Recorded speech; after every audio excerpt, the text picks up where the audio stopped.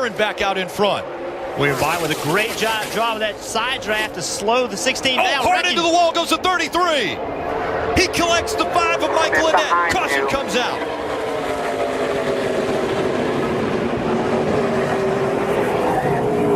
Numerous cars get caught up in this one. You see right here, this is what happens. They just get stacked up. The 20 is into the 16, the 33 is into the 20, and that's all it takes. He kind of either loses a little momentum or the 7 just hits him too hard. They spin around, and these cars behind, there's just nothing they can do. Very fortunate that 33 stayed on his wheels. You see the 42 through the grass. You know, this is always the concerning point. When cars start hitting other cars, we see them climb up and get airborne. Luckily, all these cars stayed on the ground.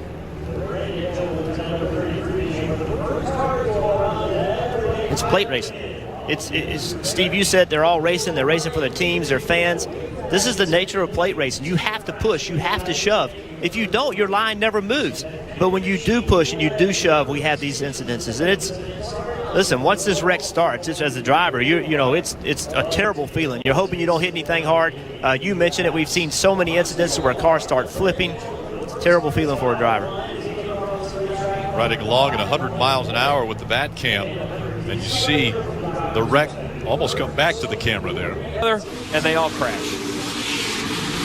Where you are. Come through there. That was from Matt Tiff's perspective. 19 car. Look at all the grass inside the car. Yeah. All the crush panels get knocked out of the car and just everything flies inside.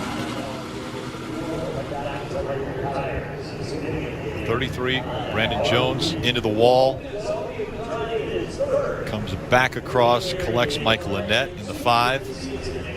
And as you mentioned, those 2 cars sideways in front of the rest of the field. Now it's luck. Michael Annett collected the 7 of Justin Allgaier.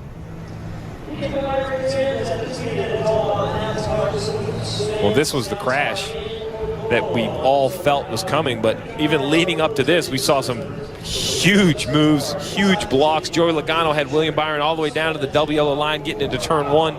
And right away, the 1 of Elliott Sadler jumped into that outside line. After William Byron had the lead, Elliott Sadler decided, I'm going to go for this win as well, as they come to the overtime line. Oh, and wrecking behind them. The field, did they get to the overtime line before the caution came out? That will be the question. Up above, they had already crossed past the overtime line. The wreck happened behind them. And then the caution comes out.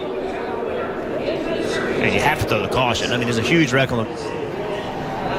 With William Byron out front, the wreck happens behind him.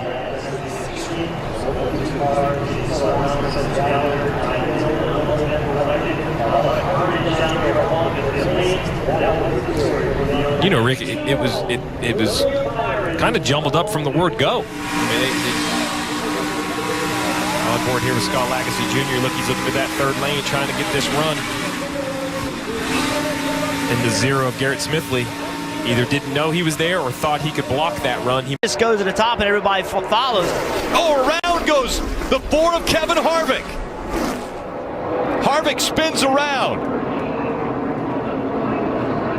Dale Earnhardt Jr. is involved. Brad Keselowski involved. Stay on the brakes. Oh, that's how quick that happened. Keep coming, buddy. Keep coming. We're in it, Greg. Might be okay here. There's still wrecking back there in your mirror there. Just whip it around here. We'll take a look at it. Can't get off the wall. He's turning the wheel left, but the car is going right. So the car spins around right there. It sandwiches up to the 88. The 5 of Casey Kane makes an evasive maneuver, goes to the bottom. How about the 41 of Kurt Busch? A hard left to miss Casey Kane. Another hard left to miss the spinning 2 of Brad Keselowski. Yeah, I don't think Kane or Keselowski ever hit anything. I think they're going to be okay if they can get around without damaging their cars. Marty. Take a look at what happened. Follow along Kyle Busch. Little wiggle right there. I think he had a problem. That thing just turned around on him right in front of the field. So look at all the big impacts, all the smoke.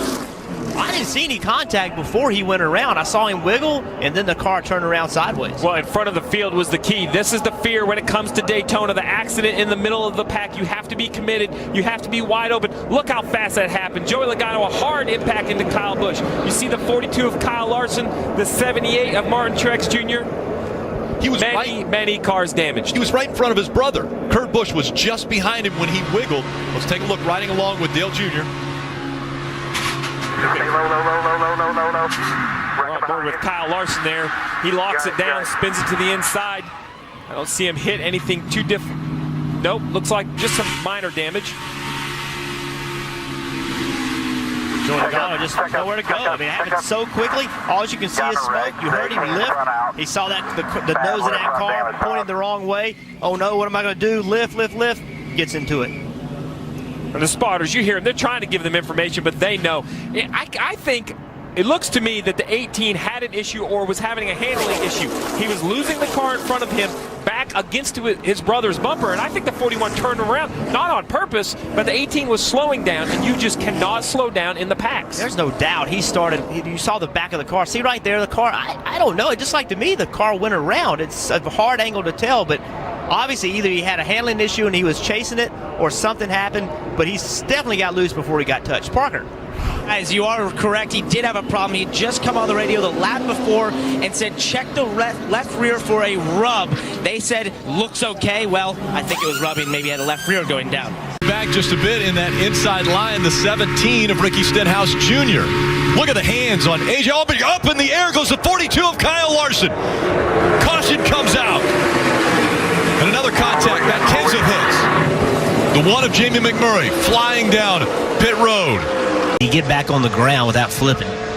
See right here, he gets down low. The 17 of Ricky Stenhouse tries to fill the upper lane. The 42 tries to block. And as you said, the 42 was destined to go airborne. The roof flaps deployed, setting the 42 back on the ground. And as that happened, the 41 of Kurt Busch crossed the tri-oval, took a hard hit. This is another great action shot right here. Watch this 42. Hits the wall, then gets pushed into the air by the 17. You see the roof flap open. The car sets back on the ground. See 21 of Blaney, he's in the brakes, just nothing you can do. Remember, Matt Kenseth, Casey Kane, it got shuffled back. They got behind this wreck. Matt Kenseth did not get through it. Casey Kane did. Riding along at over 190 with the 42.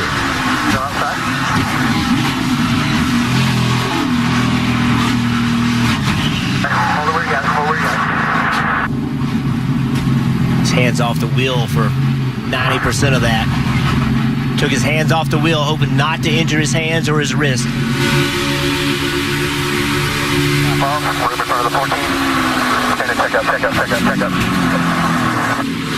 What a sickening feeling. Looking out the windshield, a car in the air in front of you, not knowing what's going to happen.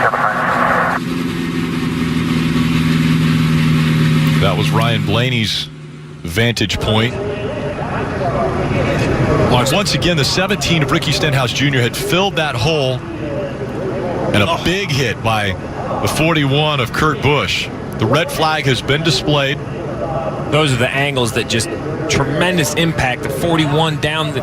And Burton collides. How about the 29 of Chase Briscoe up and over? Actually did some damage to the fence. Watch it on the onboard. This is one of the guys that would be considered a favorite to win the race. Running in the back of the pack, gets in an accident. Oh, you see the...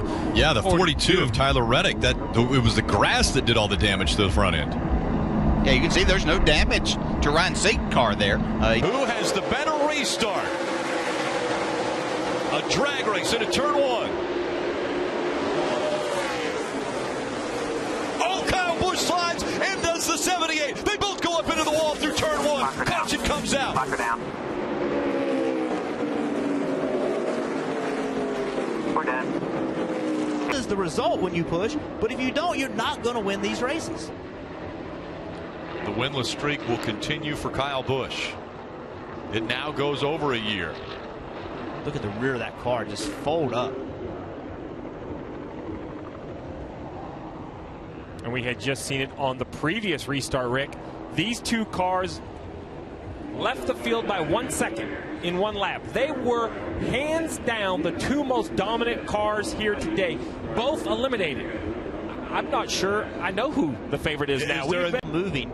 He sees that fire. He's unbuckling. He's getting ready to get out of that race car as soon as he can get it stopped. And you never know exactly what it is, but with the hit on the right front, normally what happens, Rick, is something in suspension brakes and either hits a fuel line or an oil line. That looks like, as intense as that fire is, either fuel or oil underneath the hood. And then, as you mentioned, that suppression system is automatic under the hood. And there you it goes see it there. go off right there. Inside the car, the driver needs to set it off, but under the hood, it's automatic. Really just like in your hotel room, right? If something goes on fire, it sprays the suppression, puts out the flames.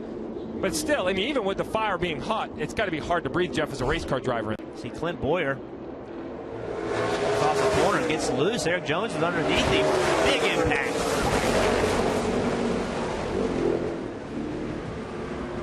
It was around the 14th position.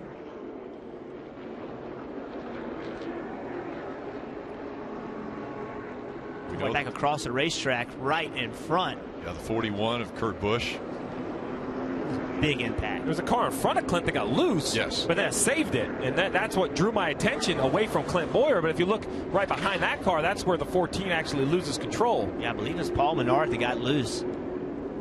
Wow.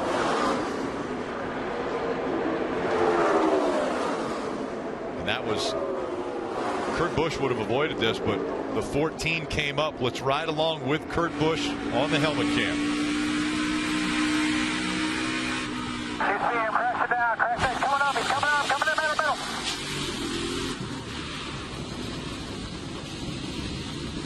Hold the brakes there, bud, when you can. Seen that too many times, Rick. Slowski on the inside. It'll be 2 laps to go. Casey Kane determining the restart. Once he enters the restart zone, he gets a shove behind him. Green flag back in the air. Caution's going to come out. They're wrecking behind him.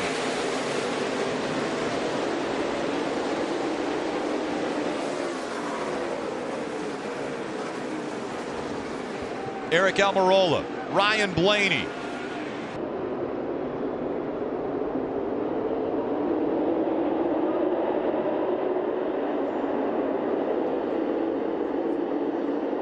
Trevor Bayne was 3rd. He was just behind Brad Keselowski. Going to be the leader of this race. Again, just everybody's pushing long straightaways.